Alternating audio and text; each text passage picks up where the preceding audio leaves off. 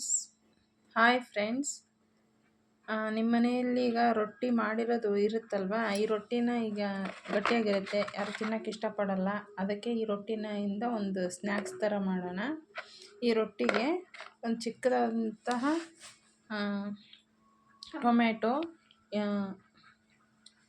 Tomato ಮತ್ತು ಒಂದು ಚಿಕ್ಕದಾದಂಥ ಈರುಳ್ಳಿ ಮತ್ತು ಕೊತ್ತಂಬರಿ ಸೊಪ್ಪು ಮತ್ತು ಒಂದು ಸ್ವಲ್ಪ ಮಾವಿನಕಾಯಿ. ಇವಾಗ ಮಾವಿನಕಾಯಿ ಸೀಸನ್ ಅಲ್ವಾ, ಅದಕ್ಕೋಸ್ಕರ ಇದು ಮಾವಿನಕಾಯಿ. ಈಗ ನಾನು ಇದನ್ನು ರೆಸಿಪಿ ಮಾಡೋದು ತೋರಿಸ್ತೀನಿ ನಿಮಗೆ ಹೇಗೆ ಅಂತ. ಈಗ ನೋಡಿ ಫ್ರೆಂಡ್ಸ್, ಈಗ ರೊಟ್ಟಿ ಇದೆಯಲ್ಲ, ಈ ರೊಟ್ಟಿನ ಚಿಕ್ಕದಾಗಿ ಈ ರೀತಿ ಪುಡಿ ಮಾಡ್ಕೋಬೇಕು.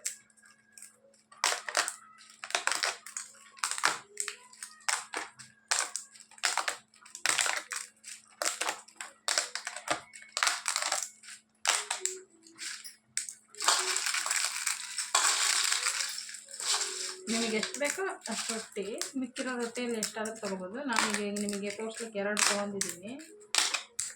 ನಾವು 4 ಜನ ಇದ್ದೀವಲ್ಲ, ಅದಕ್ಕೆ ನಾನು 2 ರೊಟ್ಟಿ ತೊಗೊಂಡಿದ್ದೀನಿ. ಸಂಜೆ ಸ್ನ್ಯಾಕ್ಸು, ಟೀ ಕುಡಿಯುವಾಗ, ಹಾಗೆ ಸುಮ್ಮನೆ ಏನಾದರೂ ತಿನ್ನಬೇಕು ಅನಿಸಿದಾಗ ಇದನ್ನು ತಿನ್ನಲಿಕ್ಕೆ ಒಳ್ಳೆ ಚೆನ್ನಾಗಿರುತ್ತೆ. ನೋಡಿ ರೊಟ್ಟಿ ಎಷ್ಟು ಚೆನ್ನಾಗಿ ಪುಡಿ ಆಗ್ತಾಯಿದೆ. ಈ ಥರ ರೊಟ್ಟಿನ ಯಾರೂ ತಿನ್ನಲಿಕ್ಕೆ ಇಷ್ಟಪಡಲ್ಲ. ಸುಮ್ಮನೆ ಎಸೆಯೋ ಬದಲು ನೀವೇನು ಮಾಡ್ಬೋದು, ನೋಡಿರಿ ಎಷ್ಟು ರುಚಿಯಾಗಿ ಇನ್ನು ಇದಾಗುತ್ತೆ ಅಂತ.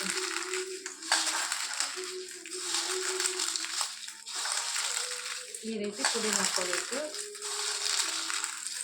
ರೊಟ್ಟಿನ ಪುಡಿ ಮಾಡಿಕೊಂಡು ಸ್ವಲ್ಪ ನೋಡಿರಿ, ನಾನು ನಿಮಗೆ ಹೆಚ್ಚಿಟ್ಟು ತೋರಿಸಿದ್ನಲ್ವ, ಇದನ್ನು ಒಂದೊಂದಾಗಿ ಮಿಕ್ಸ್ ಮಾಡ್ತಾ ಹೋಗ್ರಿ. ಮೊದಲು ಈರುಳ್ಳಿ, ಟೊಮೆಟೊ,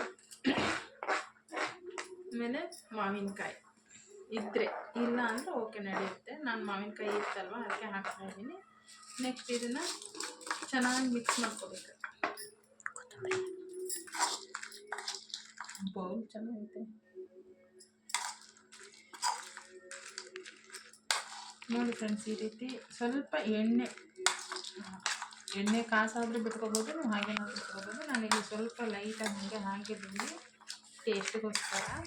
ಕಾಸಿಬಿಟ್ಟೆ ಹಾಕೀನಿ, ಯಾಕಂದರೆ ವೆದರ್ ಚೆನ್ನಾಗಿರಲಿಲ್ಲ ಅದಕ್ಕೆ.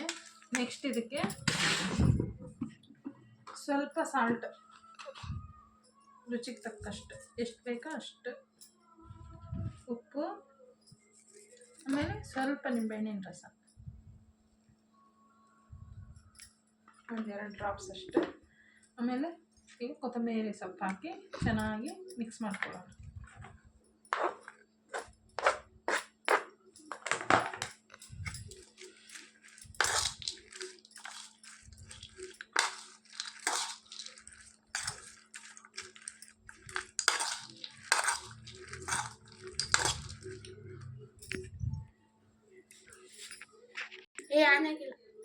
ಈಗ ಸ್ವಲ್ಪ ಖಾರದ ಪುಡಿ,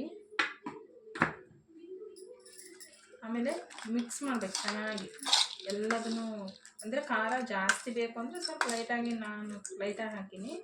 ಸ್ವಲ್ಪ ಜಾಸ್ತಿ ತಿಂತೀವಿ ಅಂತ ಅಂದರೆ ಇದಕ್ಕೆ ನೋಡಿ ಹಾಕ್ಕೋಬೋದು ನೀವು ಖಾರದ ಪುಡಿ, ಎಷ್ಟು ಬೇಕೋ ಅಷ್ಟು.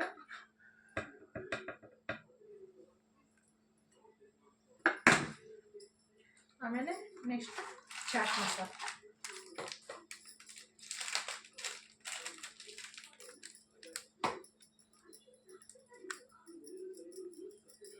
ಲೈಟ್ ಚಾಟ್ ಮಸಾಲ ಏನು ಭಾಳ ಬೇಡ, ಲೈಟಾಗಿ ಸ್ವಲ್ಪ, ಯಾಕಂದರೆ ಟೇಸ್ಟಿಗೋಸ್ಕರ ಅಷ್ಟೇ. ಈಗ ಇದು ರೆಡಿ ಆಗ್ತಾ ಇದೆ. ನೀವು ಈಗ ಟೀ ಮಾಡ್ಕೊಂಡು ಸಂಜೆ ಟೈಮಲ್ಲಿ ಸ್ನ್ಯಾಕ್ಸಿಗೆ ಅಂತ ಕುತ್ಕೊಂಡ್ರೆ ಇದನ್ನು ನೀವು ತಿಂತಾ ಇದ್ರಿ, ಎಷ್ಟು ತಿಂದ್ರೂ ಕಡಿಮೆ ಅನಿಸಲ್ಲ.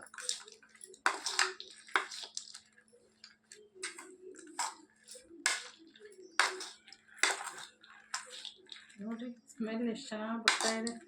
ಒಂಥರ ನೀವು ಬೇಲ್ಪುರಿ ತಿಂತಿರಲ್ಲ ಆ ಥರ. ಇದು ಏನಂತ ಹೇಳ್ಬೋದು ನೀವು, ರೊಟ್ಟಿ ಪುರಿ ಅಂತ ಹೇಳ್ಬೋದು. ಬೇಲ್ಪುರಿ ಸರ್ವಿಂಗ್ ಬೌಲ್ಗೆ ಸರ್ವ್ ಮಾಡ್ತಾಯಿದ್ದೀನಿ.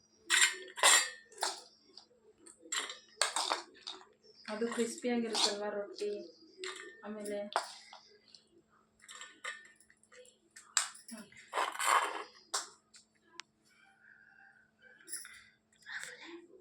ಓಕೆ, ಈಗ ನಿಮ್ಮ ಟೇಸ್ಟಿಯಾದಂತಹ ಒಂದು ರೊಟ್ಟಿ ಸ್ನ್ಯಾಕ್ಸ್ ರೆಡಿಯಾಗಿದೆ.